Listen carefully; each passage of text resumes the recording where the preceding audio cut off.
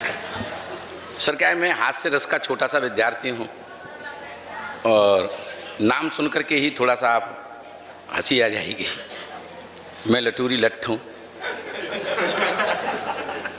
तो आप समझ ही गए होंगे कि मैं लट्ठ के अलावा और क्या कर सकता हूँ। तो स्वागत भी उसी तरीके से करवा दिया गया है। अच्छा, इसको राजनीति भी कहते हैं। राजनीति आप लोग जानते हैं ना? मैं पिछले दिनों इनके घर गया, मणि जी के, तो इनका लड़का पूछ रहा था पापा राजनीति किसे कहते हैं। अब ये परेशान, राजनीति समझने के लिए तो एसडीएम साहब पूरा जीवन निकल जाता है लोगों का, राजनीति समझ में नहीं आती। अब 9-10 साल के लड़के को ये क्या खाक राजनीति समझा देते। लेकिन लड़के का प्रश्न था कि राजनीति पापा किसे कहते हैं। भगवान की कृपा थी इनके ऊपर, मैं पहुंच गया उसी समय। अरे मैंने कि भाई साहब, बेटा जब प्रश्न पूछ रहा है तो उत्तर आपको दे देना चाहिए, बेटे के प्रश्न का उत्तर देना चाहिए।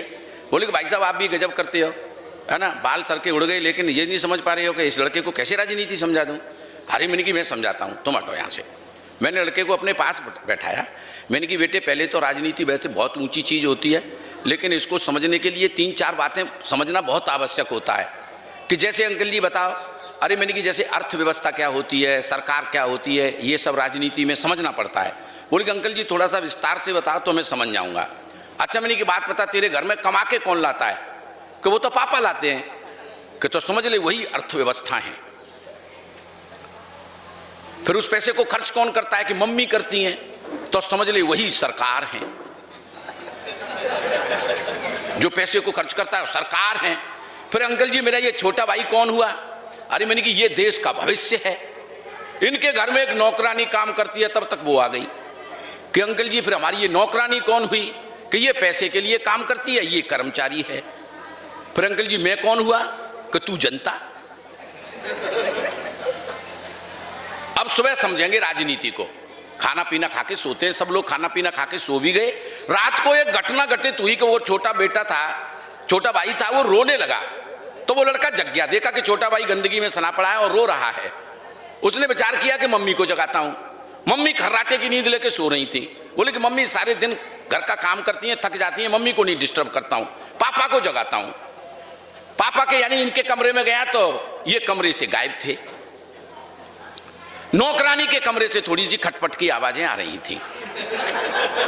लड़के को संदेह हुआ शायद पापा वहीं हो, और उसका संदेह तो बिल्कुल ठीक निकला। सारा दृश्य देखा, चुपचाप सो गया। सुबह नहा धो करके नाश्ते की टेबल पर एसडीएम साहब इकट्ठे हुए, तो मुझे देखते ही बोला कि अंकल जी मेरी समझ में तो राजनीति आ गई। अब मैंने कि तेरी समझ में क्या खाक राजनीति आ गई? मेरी समझ में नहीं आई अब तक। क्या समझ गया तू राजनीति के बारे में, मुझे समझा दे। बोले कि अंकल जी मैं तो समझ गया, अर्थव्यवस्था कर्मचारी का शोषण कर रही थी और देश का भविष्य गंदगी में सना पड़ा था और सरकार खर्राटे की नींद लेके सो रही थी और ये कमबख्त जनता सब देख रही थी पर कर कुछ नहीं पा रही थी। तो एक बार जोरदार तालियां बजाओ। आनंद आनंद की बरसात इसी तरह से होती रहेगी। मैं आनंद के कवि को, जो आदरणीय पंडित मणि मधुकर मूसल को बुलाना चाहता हूं। एक बार जोरदार तालियां बजा दीजिए, जो आनंद का महोत्सव करते हैं भाई मणि मधुकर मूसल। आओ। क्या राजनीति। विद्या की देवी माँ सरस्वती के चरणों में नमन करता हूँ। मंच पर बैठे हुए वाणी पुत्रों को और देश की सुप्रसिद्ध कवित्री आदरणीय चेतना शर्मा जी को प्रणाम करता हूँ। पदम सिंह अलबेला जी बैठे हुए हैं, जो पूरे देश में कविताओं के माध्यम से छाई रहते हैं। आदरणीय दादा बहुत अच्छा संचालन कर रहे हैं और हमारे दादा विनोद राजयोग जी ने इतना अच्छा मंच सजाया है, बहुत अच्छा लग रहा है। एक बार जोरदार तालियां होनी चाहिए उनके लिए।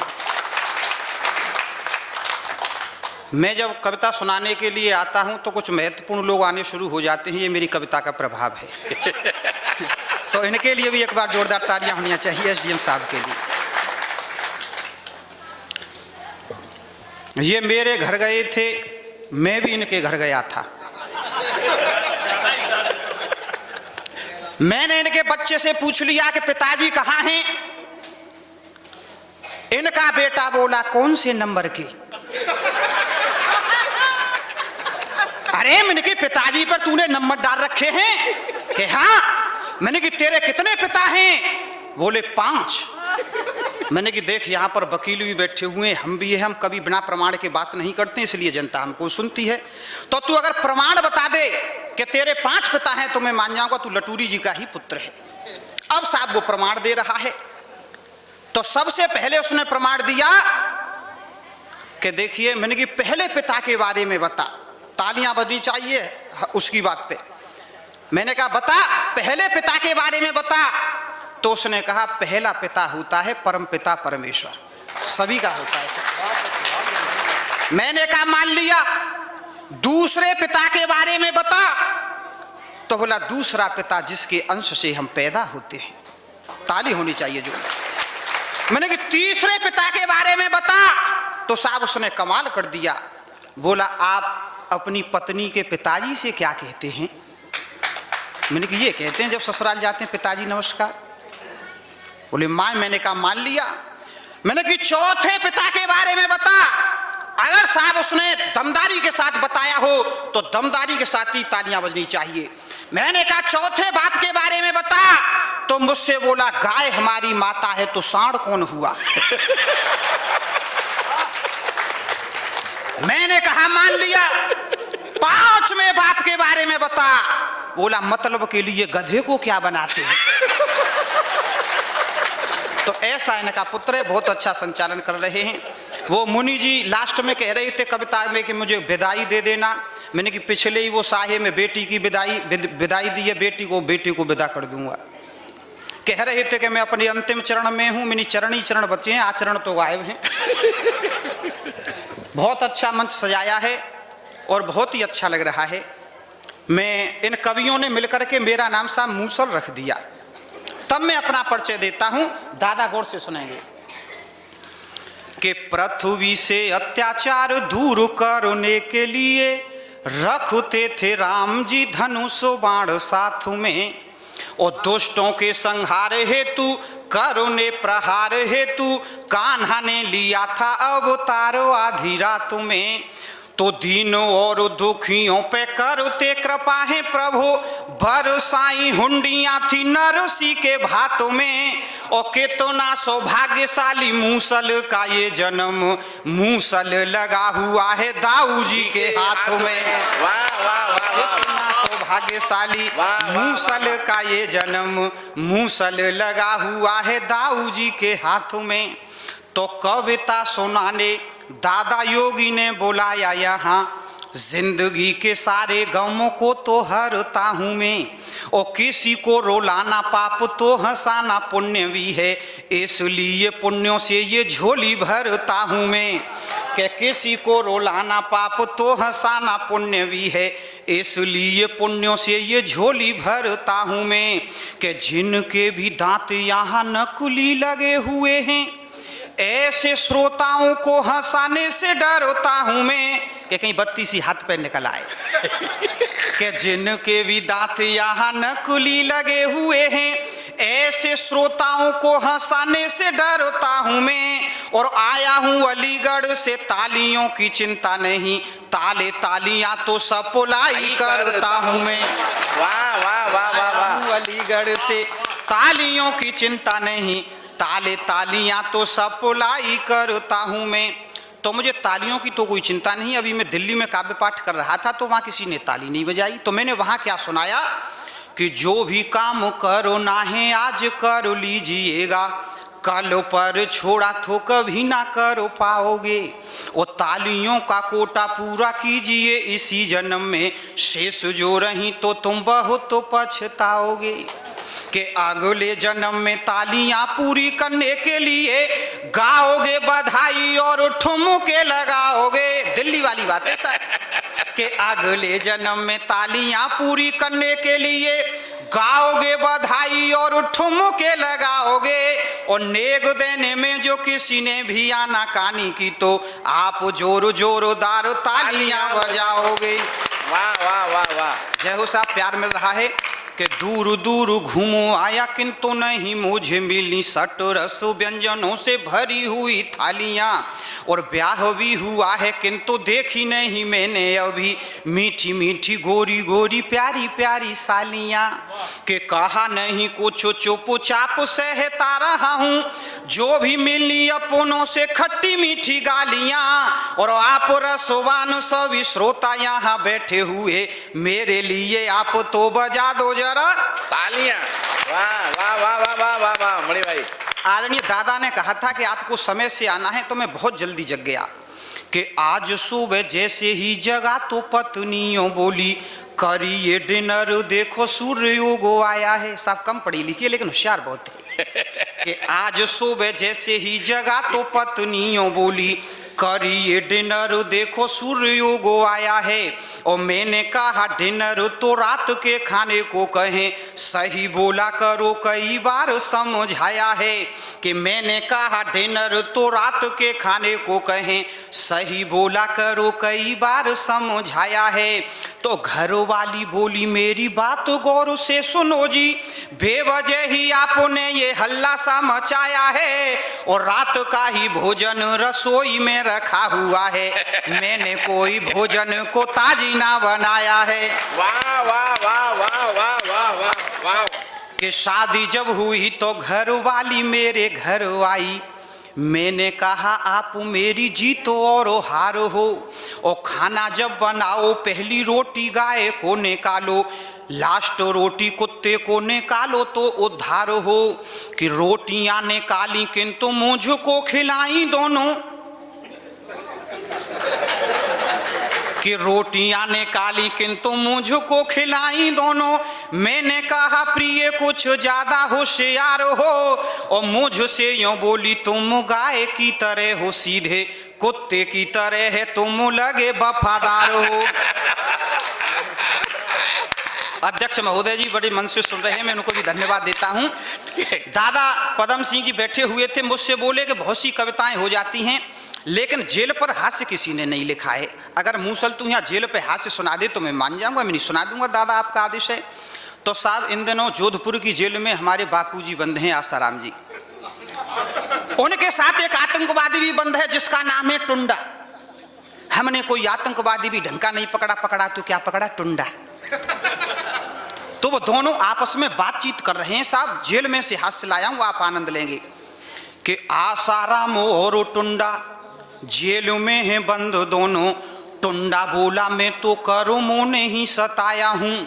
कि आसाराम और टुंडा जेल में है बंद दोनों, टुंडा बोला मैं तो कर्मों ने ही सताया हूं। और जीवन में मैंने विस्फोट बम से किए थे, हत्यारा हूं इसलिए जेल में मैं आया हूं। कि जीवन में मैंने विस्फोट बम से किए थे, हत्यारा हूं इसलिए जेल में मैं आया हूं। तो आसाराम बोले मैंने स्वर्ण भस्म खाई नहीं। कि आसाराम बोले मैंने स्वर्ण भस्म खाई नहीं, दिल का मरीज हूं बहुत घबराया हूं। और आप तक अगली पंक्ति पहुंच जाए तो सभी की जोरदार तालियां चाहूंगा। कि आसाराम बोले मैंने स्वर्ण भस्म खाई नहीं, दिल का मरीज हूं बहुत घबराया हूं। और तू तो टुंडा बम के चक्कर में आया है यहाँ, मैं तो एक फुलझड़ी ने अंदर कराया हूं। मैं तो एक फुलझड़ी ने अंदर कराया हूं। और दादा ने कहा था कि कोरोना पे कोई कविता नहीं हुई, ये हमको बड़ी बीमारी दे गया, एक भीषण बीमारी। तब साहब मैंने नई कविता लिखी है। योगी जी आप ध्यान से सुनिएगा, हाथों को खोल करके सुनिएगा। हमने समाचार पत्रों में जैसा पढ़ा, टीवी पर देखा, वो कविता में लिख दिया। उस समय क्या हुआ साहब, उसका आप आनंद लेंगे। कि करे न कोई बल्ले बल्ले, पंजाब में बल्ले बल्ले होती थी साहब, सब बंद हो गई। कि करे न कोई बल्ले बल्ले, सूनी सूनी गली मोहल्ले, और बहुत दिनों के बाद मिले थे बोतल अद्धा पौआ। 3 महीने बंद रहे से, तो मैंने ठेका की बात की थी तब कह रहा हूं। कि करे न कोई बल्ले बल्ले, सूनी सूनी गली मोहल्ले, और बहुत दिनों के बाद मिले थे बोतल अद्धा पौआ, और कैसा बना बनौआ, कैसा बना बनौआ। कि बनता था चालाक चाइना, रोग वहीं से आया था और उसके ही लोगों ने जाकर दुनिया में फैलाया था। कि बनता था चालाक चाइना, रोग वहीं से आया था, उसके ही लोगों ने जाकर दुनिया में फैलाया था। और दुष्ट पड़ोसी चीन ने देखो ऐसा काम किया कैसे, और चमका दड़का सूप बनाकर गर्मा गर्म पिया कैसे। क्या दुष्ट पड़ोसी चीन ने देखो ऐसा काम किया कैसे, चमका दड़का सूप बनाकर गर्मा गर्म पिया कैसे। और बिच्छू कांतर सांप ततैया जाने क्या क्या खाता है, और अपने ही जब लोग मरे तो बड़ा बड़ा पछताता है। कि बिच्छू कांतर सांप ततैया जाने क्या क्या खाता है, और अपने ही जब लोग मरे तो बड़ा बड़ा पछताता है। काम नहीं आई चतुराई, धरी रह गई तानाशाही। कि काम नहीं आई चतुराई, धरी रह गई तानाशाही। और लीक मिसाइल में से निकला कोरोना का हवा। कोई कह रहा था मिसाइल में से आया है, कि लीक मिसाइल में से निकला कोरोना का हवा। और बहुत दिनों के बाद मिले थे बोतल अद्धा पौआ, कैसा बना बनौआ। कि जो कहते थे हम आका हैं, लटूरी जी, हाँ, कि जो कहते थे हम आका हैं, उनकी आफत आई थी और अमेरिका पर कोरोना की बनती नहीं दवाई थी। कि जो कहते थे हम आका हैं, उनकी आफत आई थी, अमेरिका पर कोरोना की बनती नहीं दवाई थी। धमकी देकर राष्ट्रपति ने सीमा रेखा लांगी थी, होकर के लाचार ट्रंप ने दवा हमी से मांगी थी। हम तो मानवता के रक्षक, हमने दया दिखाई थी, तब जाकर उस अमेरिका ने थोड़ी राहत पाई थी। वरना क्या से क्या हो जाता, मौत के मुंह में तू सो जाता, और नोच नोच कर खाते तुझको गिद्ध चील और कौआ। कि नोच नोच कर खाते तुझको गिद्ध चील और कौआ। और बहुत दिनों के बाद मिले थे बोतल अद्धा पौआ, कैसा बना बनौआ। कि थाली पीटी ताली पीटी, हमने दीप जलाए थे। कि थाली पीटी ताली पीटी, हमने दीप जलाए थे। दिया एकता का परिचय भारतवासी हर्षाए थे। धंधे चौपट पड़े हुए थे, बहुत बड़ी ये हानि थी। कोरोना को दूर करेंगे मन में सबने ठानी थी। घर में ही बेहाल पड़े थे, दाढ़ी सर के बाल बड़े थे। बाल तुम्हारे तो हैं ही नहीं, तुम क्या कर रहे हो वहां। कि घर में ही बेहाल पड़े थे, दाढ़ी सर के बाल बढ़े थे, और बनवाने कैसे जाते जब नहीं मिले थे नौआ। और बहुत दिनों के बाद मिले थे बोतल अद्धा पौआ, कैसा बना बनौआ। कि छोटी छोटी आंखों वाला नहीं किसी के लायक है चीन। कि छोटी छोटी आंखों वाला नहीं किसी के लायक है, धोखा देना उसकी आदत बहुत बड़ा नालायक है। कई बार सीमा में घुसते हमने उसको पाया है। अगली पंक्ति पर सभी की तालियां चाहूंगा। कि कई बार सीमा में घुसते हमने उसको पाया है, और वीर सैनिकों ने धक्के से पीछे उसे हटाया है। कि वीर सैनिकों ने धक्के से पीछे उसे हटाया है। नहीं चलेगी अब मनमानी, चिल्लाएगा नानी नानी। कि नहीं चलेगी अब मनमानी, चिल्लाएगा नानी नानी। और भारत का तेरे ऊपर से अब विश्वास उठौआ। वाह वाह और वाह। बहुत दिनों के बाद मिले थे बोतल अद्धा पौआ, कैसा बना बनौआ। जय हिंद जय भारत। वाह।